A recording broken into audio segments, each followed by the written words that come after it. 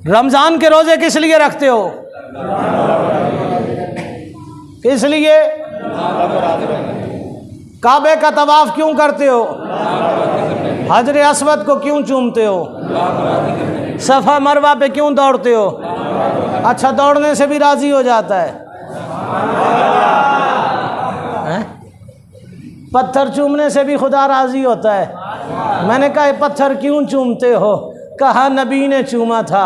मैंने कहा जालिम, पत्थर को नबी चूमे तो चूमना इबादत बन जाता है, उसे मोहब्बत में तू भी चूम लेता है। नबी का नाम आ जाए तो अंगूठे चूमते हुए तुझे मौत पड़ जाती है।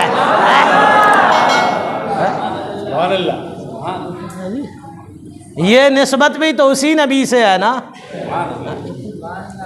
ये निस्बत भी तो उसी नबी से जुड़ी हुई है। यहाँ मौत पड़ जाती है, पत्थर चूम के इबादतें कर रहा है, नबी का नाम भी चूम लिया कर, ये भी एक बहुत बड़ी इबादत है?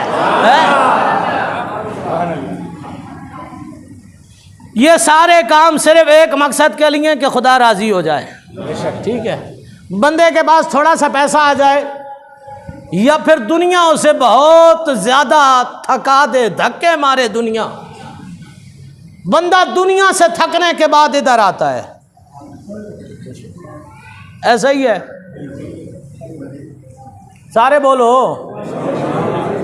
बंदा दुनिया से थकने के बाद इधर आता है और इधर ना नमाज़ें पढ़ते पढ़ते फिर जब वो सुनता है कि एक मदीना शरीफ है, एक खाना काबा है, फिर ना रातों को उठ के दुआएं करना शुरू कर देता है।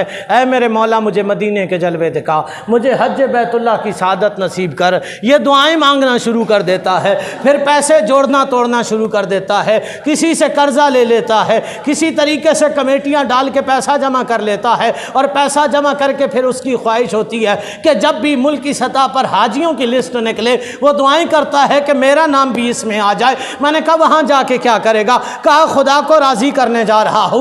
मैंने कहा खुदा काबे में आने से राजी होता है, खुदा मस्जिद में आने से राजी होता है। कहा काबे में जाऊंगा, खुदा मेरे गुनाहों को बख्श देगा, खुदा मुझसे राजी हो जाएगा। मैंने कहा तू काबे में जाके, तू काबे में जा रहा है खुदा को राजी करने के लिए, हुसैन काबा छोड़ रहा है खुदा को राजी करने के लिए।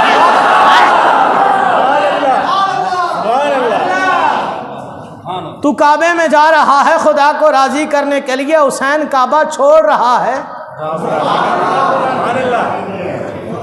हुसैन काबा, हुसैन काबा खुदा को राजी करने के लिए। आज हमसे पूछते हो कि नबी की इज्जत के लिए धरने देने से तुम्हें क्या मिलता है? मैंने कहा पता नहीं, करबला में हुसैन से पूछना क्या मिलता है? इनका और कोई काम ही नहीं है।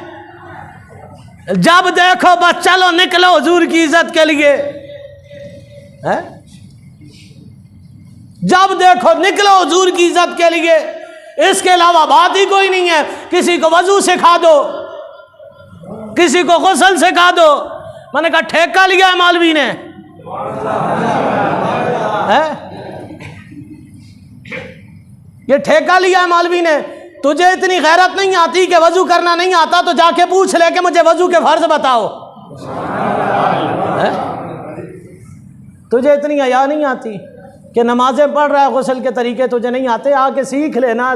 सीखते हुए तुझे शर्म आती है, फिर कहता है नहीं जुम्मे के दिन सिर्फ वजू गुस्ल की बातें बताओ। मैंने कहा हाँ हाँ, इस वक्त कुफ्र वजू के पीछे तो लगा हुआ है।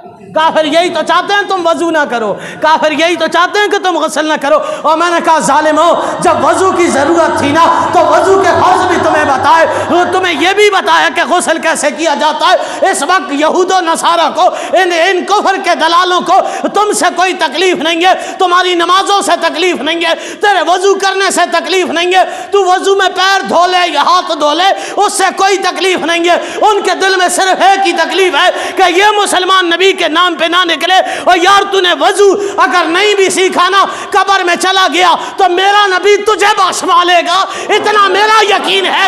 लेकिन अगर हुजूर की इज्जत के लिए तू घर से निकल के ना आया, तूने हुसैन का किरदार अदा न किया, निकल कर खानकाहों से रस्म शब्बीरी को अदा न किया, तो माशर में मुस्तफा को कौन सा मुंह दिखाएगा? तो सिर्फ काबे में आने से खुदा राजी नहीं होता, कभी काबे से जाने से भी खुदा राजी हो जाता है। मैदान करबला में हुसैन ने आके बता दिया, जब नाना के दीन को ज़रूरत पड़े तो फिर काबा भी छोड़ देना पड़ता है। नाना के दीन को ज़रूरत पड़े तो काबा भी छोड़ देना पड़ता है, अगर मैदान में आके बचाना पड़े।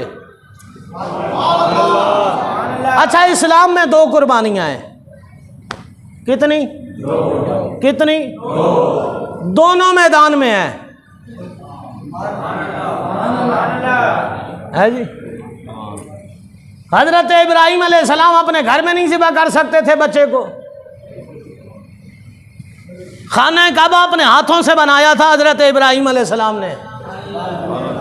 काबे के करीब जाके नहीं कर सकते थे, मैदान में जाके बताया कि कुर्बानी का देने का वक्त आ जाए तो घर छोड़ के मैदान में आना होता है। और फिर यही बात हुसैन ने बता दी, अगर दीन को बचाने की बात आए तो फिर घर तो घर रहा, तेरे और मेरे घर की हैसियत ही क्या है। हुसैन तो मदीना छोड़ के आ गया है नाना का दीन बचाने की खातिर। ठीक है जी, बात समझ आई है। इसलिए जब हुजूर की इज्जत की बात आ जाए ना, फिर ये ना सोचा कर कि ये तेरे बच्चों को खर्चा कौन देगा, ये ना सोचा कर के तेरे बच्चे कैसे पलेंगे। और कौन देता है, देने को मुंह चाहिए। कौन देता है, देने को मुंह चाहिए। देने वाला है सच्चा हमारा नबी, सबसे आला हो आला हमारा नबी, सबसे बाला हो आला हमारा नबी। क्या खबर कितने तारे खिले छुप गए, पर डूबे न डूबा हमारा नबी। कौन देता है, देने को मुंह चाहिए। देने वाला यहाँ बड़ी एक लतीफ़ बात, बड़ी मोहब्बत की बात दिल में आ गई और दिल चाह रहा है तुम्हें सुना दूँ। हुजूर अमीरुल मुजाहिदीन खादिम हुसैन रिजवी साहब रहमतुल्लाह ताला अलैह, यार 1400 सालों के बाद हुसैन का खादिम इतना कमाल वाला है, हुसैन कितने कमाल वाला होगा।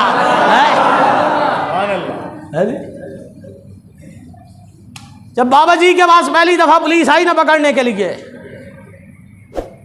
घर का सामान इधर उधर फेंक दिया। बाबा जी का छोटा साहबजादा अनस रिजवी, उसको पुलिस वाले पकड़ के ना सीने पे बंदूक रख के पूछते हैं, तेरे बाप को पैसे कौन देता है? तेरे बाप को पैसे कौन देता है? कहा अल्लाह देता है। तेरे बाप को पैसे कौन देता है? कहा जिनका काम करता है वो देते हैं। और पुलिस वाले ने आगे से बताया क्या कहा, तेरे बाप को अल्लाह देता है, हमें क्यों नहीं देता? कहा तेरा मुंह है जो तुझे दे, तेरा मुंह है जो तुझे दे। कहा तेरे बाप को क्यों देता है? कहा मेरा बाप नौकरी उनकी करता है। कहा तेरे बाप को कौन देता है? कहा कौन देता है, देने को मुंह चाहिए। देने वाला है सच्चा हमारा नबी, देने वाला है सच्चा, देने वाला है सच्चा, देने वाला है सच्चा, देने वाला है सच्चा। इसलिए इसकी परवाह नहीं है कौन देता है।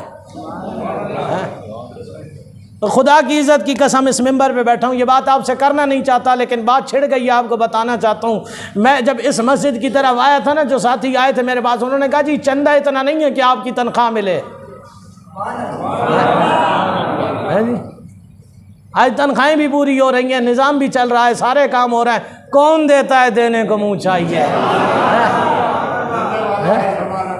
देने वाला है सच्चा हमारा नबी। और खुदा की कसम हुजूर की नौकरी कर, दुनिया की नौकरियों की परवाह न कर। ये जो दुनिया की नौकरी है ना, ये हुसैन के कदमों की धूल है। ठीक है, सारा दिन मजदूर इस पैसे के लिए ना बोरियां उठाता है। सारा दिन इसके लिए सारा दिन मजदूर बोरियां उठाता है, ईंटें उठाता है, सीमेंट उठाता है, वो बोरियां उठा उठा के इधर से उधर ले जाता है। शाम में चेहरे के पसीने साफ करके फिर जाके मालिक से मजदूरी लेता है। हमने तो बोरियां नहीं उठाई है? हमने बोरियां तो नहीं उठाई है? हमने तुमसे कहा भी नहीं हमें निकाल के दो है? और इंशाअल्लाह कभी अपनी ज़ात के लिए तुम्हें कहेंगे भी नहीं कि हमें निकाल के दो है? जिसने देना है उसने खुदा के घर में देना है। ठीक है, उसने कहा जी आपके घर कैसे चलेंगे? मैंने कहा कौन देता है, देने को मुँह चाहिए, देने वाला है सच्चा हमारा नबी। पहला जुमला था कि दुनिया काबे जाती है खुदा को राज़ी करने के लिए, हुसैन ने काबा छोड़ दिया खुदा को राज़ी करने के लिए। दूसरा जुमला सुनना, किसी चीज़ को बनाने में बड़ा वक्त लगता है, ऐसा ही है जी, बहुत वक्त लगता है किसी चीज़ को बनाने के लिए। इंसान हर चीज़ को किसी मकसद से बनाता है, ठीक है। रब ने ये दुनिया बनाई है, मकसद क्या था?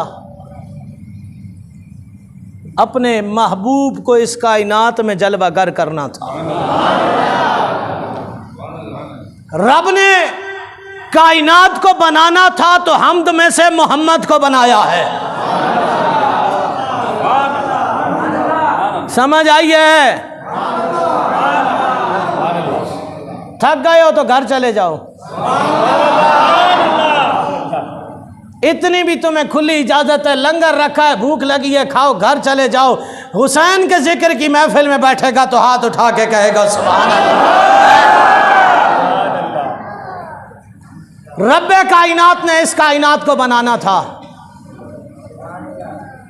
हमद में से मोहम्मद को बनाया। फिर घर बना के घर सजाया जाता है। रब ने बनाना था तो हमद में से मोहम्मद बना दिया, बनाकर सजाना था तो हुस्न में से या हसन बना दिया या हुसैन बना दिया, या हसन बना दिया, फिर कहो या हसन बना दिया, या हसन बना दिया, या हुसैन बना दिया।